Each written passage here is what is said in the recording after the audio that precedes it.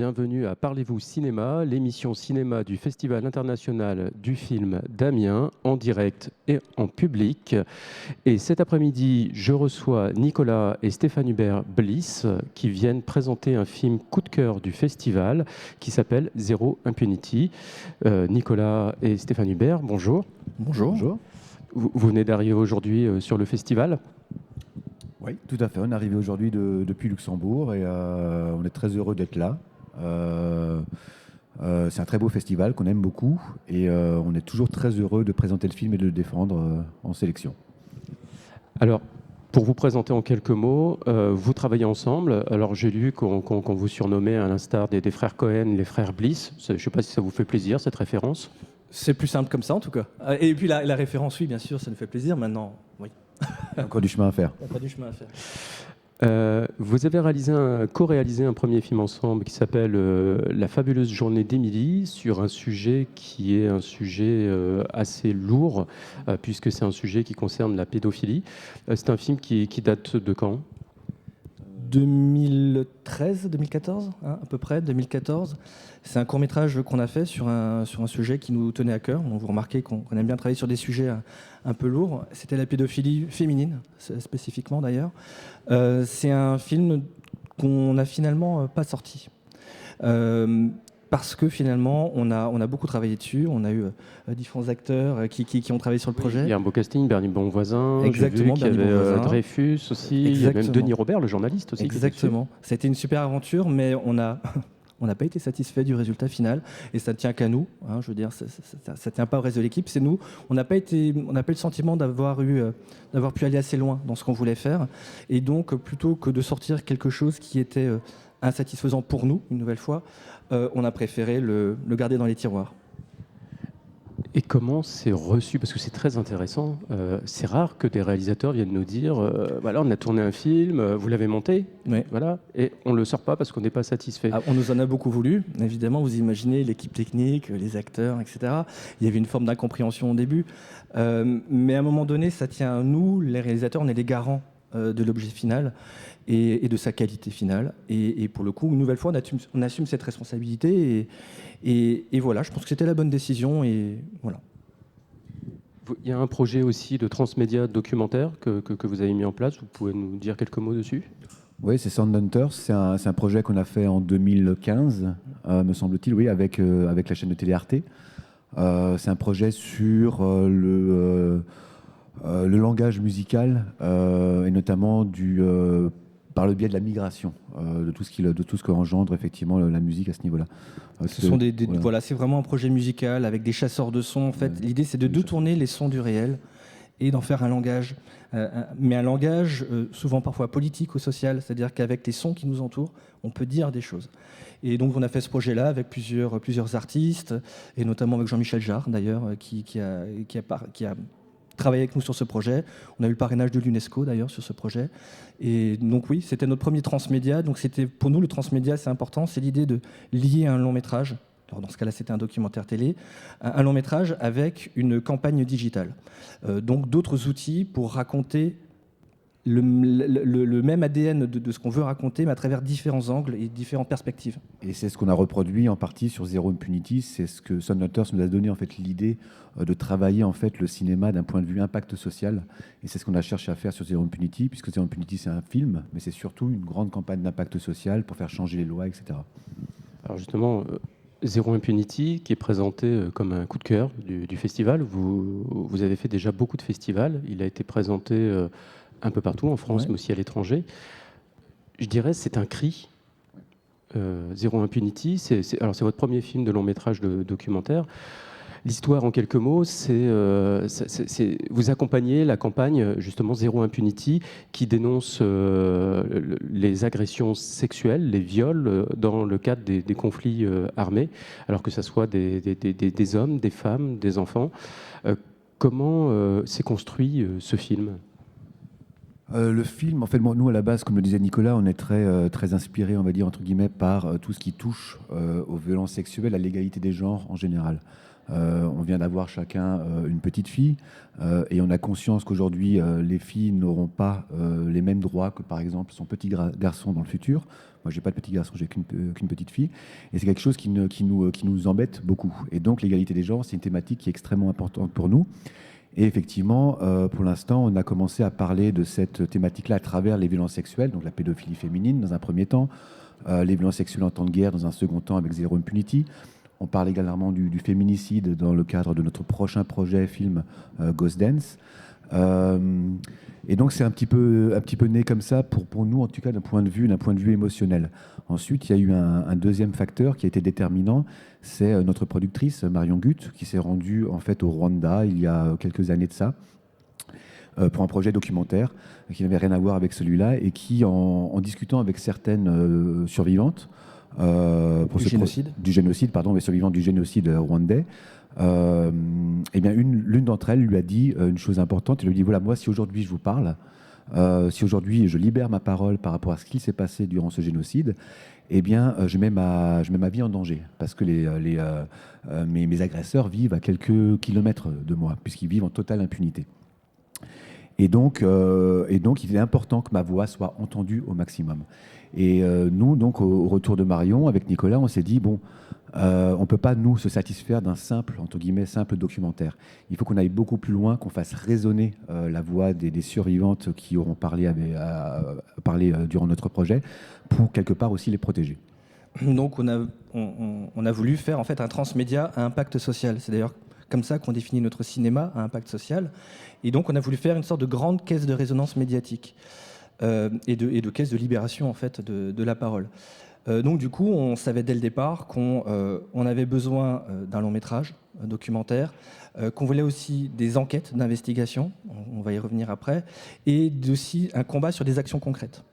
Donc concrètement, qu'est-ce qu'on a fait et en plus, on voulait aussi rapprocher le sujet des violences sexuelles en temps de guerre, le rapprocher de notre audience européenne et occidentale. Parce que très souvent, on ramène les violences sexuelles en temps de guerre à quelque chose d'un peu lointain, alors qu'en fait, c'est chez nous aussi que ça se passe et qu'on a une responsabilité. Et d'ailleurs, dès le début du film, le décor est planté, puisque vous dites ça se passe partout.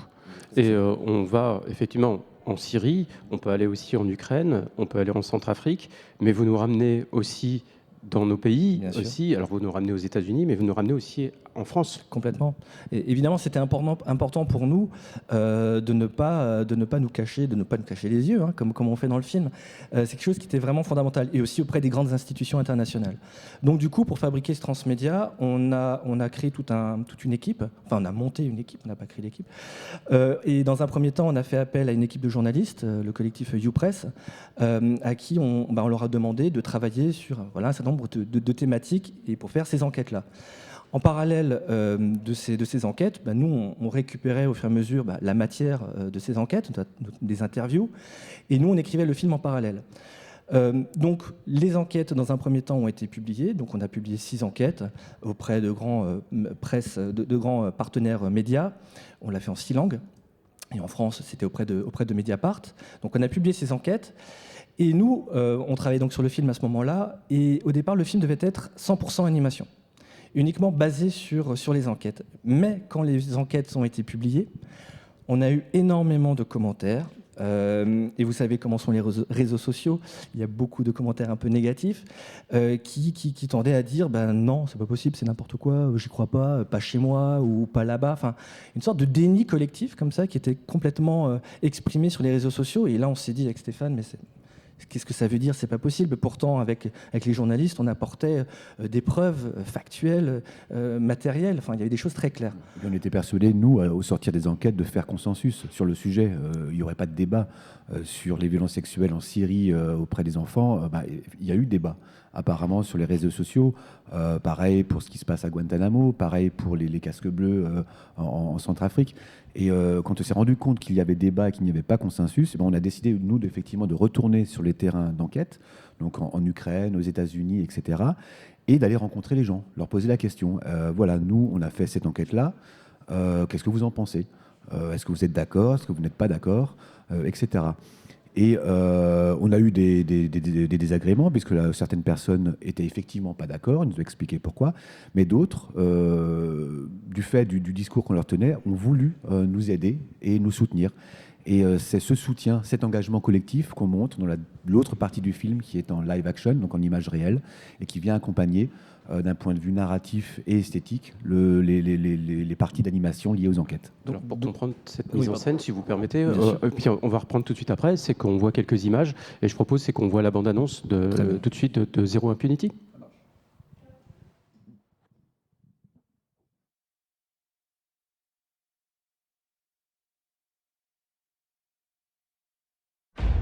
Ça se passe en Ukraine, ça se passe en Syrie. C'est commis par des soldats français en Centrafrique. أخذوا بنتي كان عمرها 11 سنة. Він велів, щоб я зняла одяг і прийняла ванну.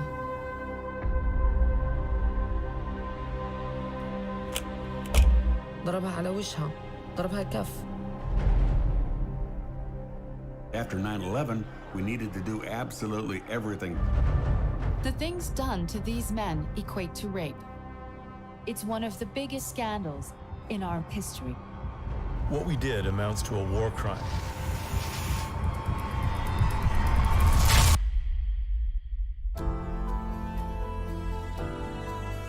Zero Impunity – це такий взагалі міжнародний проект по це називається нульова толерантність, нульова терпимість до таких речей, як, наприклад, сексуальне насилля чи воєнні злочини.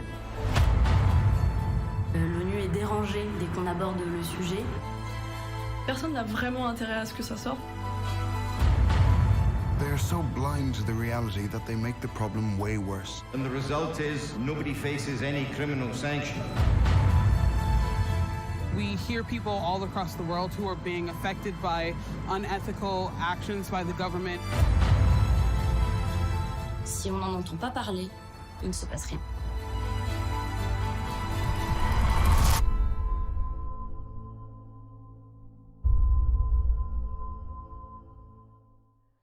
Alors cette bande-annonce de Zero Impunity nous permet de nous rendre compte de la mise en scène que vous avez choisie et qui est vraiment réussie, puisque le film est découpé en chapitres, en 5 chapitres, mais vous utilisez des images d'archives, vous utilisez de l'animation, vous utilisez des écrans noirs, vous utilisez des cartons avec de l'information dessus.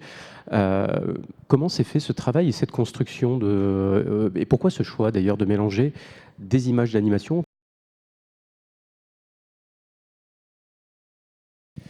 Alors, le choix au départ de l'animation, c'était pour apporter un nouveau regard sur les violences sexuelles en temps de guerre et pour apporter aussi une légère distanciation pour mieux accepter les histoires et se concentrer sur la parole, pour pas être en fait dans dans quelque chose d'un peu exagéré, d'un peu voilà.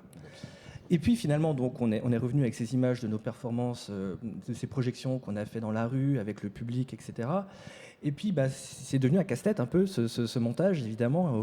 Peut-être la performance, pour l'expliquer, c'est bien ce qu'on voit. En fait, vous projetez des images vidéo sur des bâtiments publics. Voilà. Alors, on a fait ça avec Olivier Crouzel et Stéphane et moi. Quand on était sur le terrain, dans les différents terrains d'enquête. Et du coup, c'est quand on a mobilisé le public dans la rue. Et ils ont accepté, ces gens-là, de nous prêter main forte et d'être projetés sur ces grandes façades et d'envoyer un message aux victimes. Parce que c'est vraiment ça l'idée, c'est d'envoyer un message. Et l'idée, c'était aussi de se réapproprier l'espace public, puisque c'est là que le discours, le débat doit avoir lieu. Et à travers ces projections et dans la mise en scène, effectivement, qu'on a mis en place par rapport à ça, l'idée était aussi de se réapproprier cet espace public. Un bâtiment très symbolique, l'Assemblée nationale.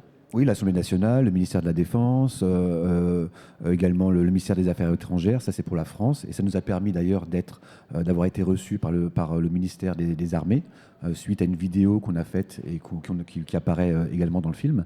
Et donc le ministère des Armées nous a reçus. On a également fait ça en Ukraine, sur les bâtiments des différents gouvernements et différents ministères. Et grâce à cette pression, puisqu'on a 400 000 citoyens aussi qui nous ont soutenus sur le projet, et grâce à cette pression médiatique, le gouvernement ukrainien a été sensible à un projet de loi que nos partenaires, qu'une organisation humanitaire partenaire en Ukraine avait déposé. Et finalement, ce projet de loi est passé il y a quelques mois, grâce notamment aussi à cette pression médiatique. Et donc pour revenir sur le montage, parce que c'était ça la première question, évidemment c'était un casse-tête et c'est Aurélien Guégan qui a fait le montage et le premier pour pouvoir le dire. En fait, on a voulu déjà faire en chapitre pour monter, pour apporter des connaissances de base sur le sujet au fur et à mesure, avec les cas les plus évidents vers le cas le plus complexe.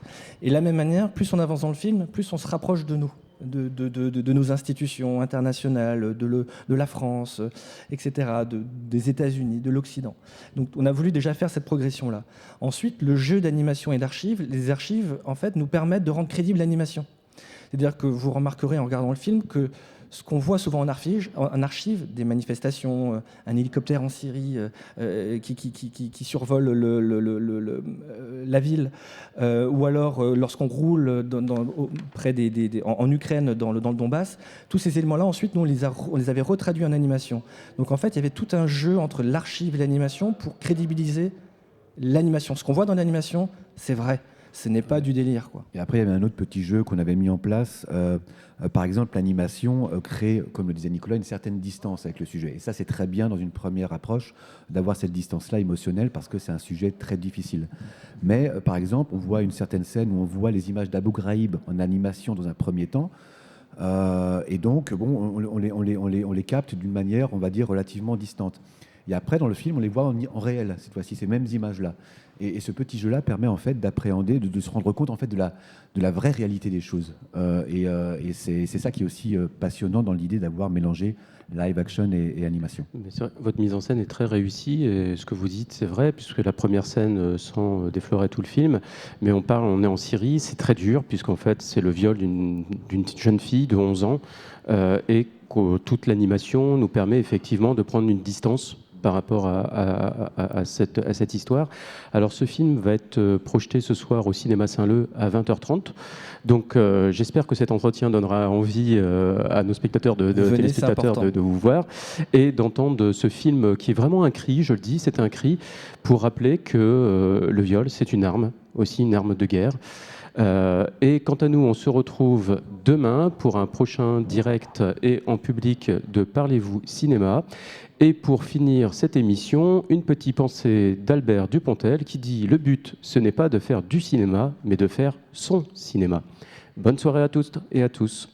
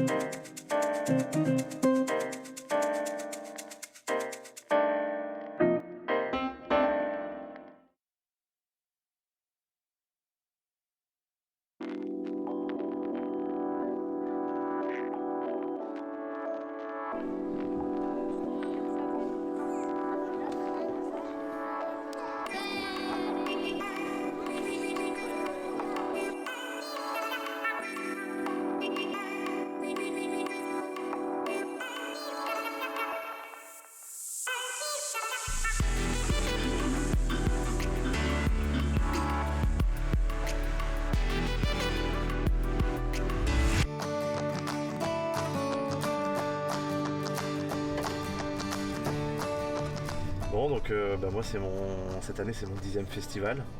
Donc mon poste est responsable des chauffeurs, de l'équipe des chauffeurs et de la sécurité du festival. Donc on est 5 chauffeurs, ça va de... On a des arrivées, enfin l'arrivée le plus tôt ça a été 5h45 Charles de Gaulle. Donc forcément le chauffeur faut qu'il parte bien avant. Charles de Gaulle à Amiens c'est 1h30.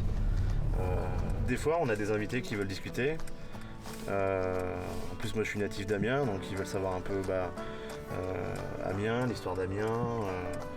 Après tu as aussi des invités qui ont fait 12 heures de vol donc ils sont vraiment KO, c'est le décalage horaire donc ils veulent du repos et là on met un petit fond de musique. Généralement on met un petit peu de chauffage et ça les endort tranquillement.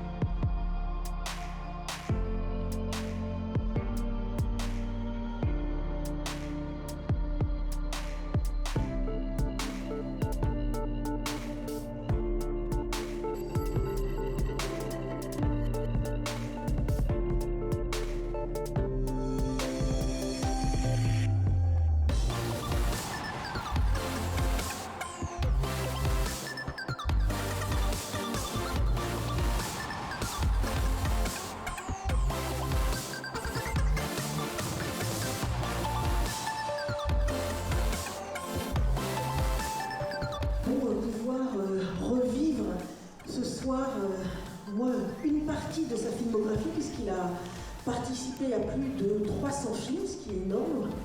Et donc cette masterclass est animée ce soir par Stéphane Le Rouge, qui est le biographe de Michel Legrand,